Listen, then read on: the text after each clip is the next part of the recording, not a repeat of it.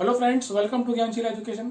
तो दोस्तों, अगर आपको ये लगता है कि एसएससी सीजीएल एग्जाम में जो मैक्सिमम एज लिमिट है वो 30 इयर्स है, तो आप कहीं ना कहीं गलती कर रहे हो। आप कुछ ऐसी चीजें जिसको आप मिस कर रहे हो।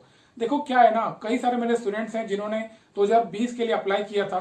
जब उन्होंने फॉर्म भरा तो उन्होंने एक छोटी सी गलती कर दी, या कई सारी गलतियां अगर आप करते हो तो आपका फॉर्म जो है वो रिजेक्ट हो जाता है और आपका फाइनली एडमिट कार्ड नहीं आता है।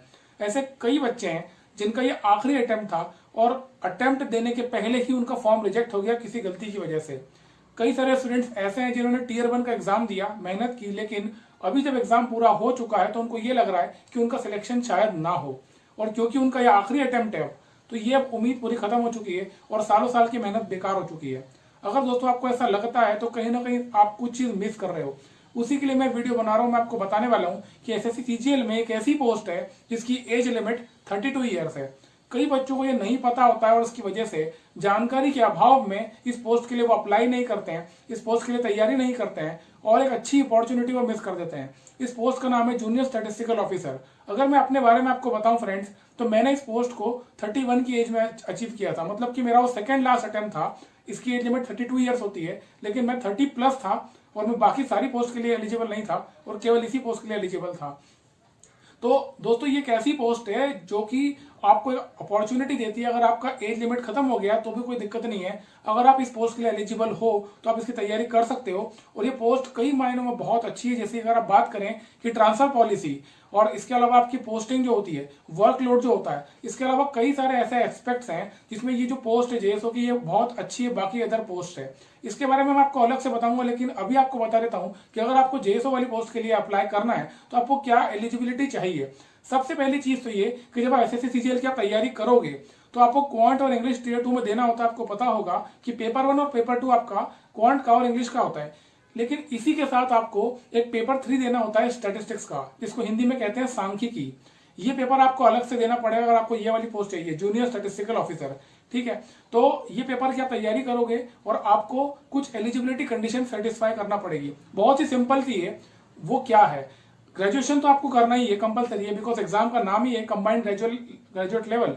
बट आपको और क्या सेटिस्फाई करना है कि अगर आपने 12th में मैथ्स पढ़ा है और मैथ्स के अंदर आपके 60% मार्क्स आ रहे हैं, मतलब कि आपके गणित में 12वीं में 100 में से 60 नंबर आ रहे हैं या 50 में से 30 आ रहे हैं, ठीक है, या आपका 60 नंबर होगा तो 42 नंबर आ रहे हैं, तो अगर आपके 60% मार्क्स अगर आ रहे हैं मैथ्स में तो आप इस पोस्ट के लिए एलिजिबल हो। अगर ऐसा नहीं है, अगर आपने कॉमर्स लिया है 12th में या आपका आर्ट्स था, तो कोई बात नहीं। अगर आपने ग्रेजुएशन में कभी भी एक बार स्टैटिस्टिक्स एक सब्जेक्ट पढ़ा है, मतलब कि पूरी ग्रेजुएशन में आपने कहीं पर भी स्टैट सब्जेक्ट पढ़ा है, सांख्यिकी को पढ़ा है और कहीं ये मेंशन है आपकी मार्कशीट में, तो भी आप इस पोस्ट के लिए एलिजिबल हो। कई बार क्या होता है कि आप बीकॉम करते हो, बीकॉम में इकोनॉमिक्स होता है, तो इकोनॉमिक्स के साथ में बिजनेस स्टैटिस्टिक्स होता है या फॉर्मल स्टैटिस्टिक्स होता है, तो इसको भी एसएससी कंसीडर करता है और आपको एलिजिबल बताता है। ठीक है, तो अगर आपने बिजनेस स्टैटिस्टिक्स पढ़ा है या कोई दूसरा स्टैट्स पढ़ा है तो भी आप इस पोस्ट के लिए एलिजिबल हो।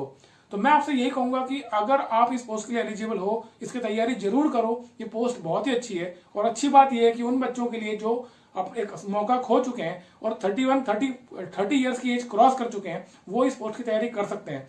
अब एक प्रॉब्लम यहाँ पर फ्रेंड्स ये है कि इस पोस्ट के लिए आपको स्टैट्स पढ़ना पड़ेगा, लेकिन स्टैट्स का स्टडी मटेरियल अवेलेबल नहीं होता है। ना ही इसके कोई ढंग की किताब होती है, ना ही इसका कोई ढंग का स्टडी मटेरियल होता है।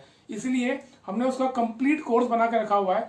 सारी चीजें आपको एक ही जगह मिल जाती है। आपको 12 यूनिट्स है पूरे स्टैटिस्टिक्स में, 12 यूनिट्स के आपको यूनिट वाइज लेक्चर्स मिलेंगे।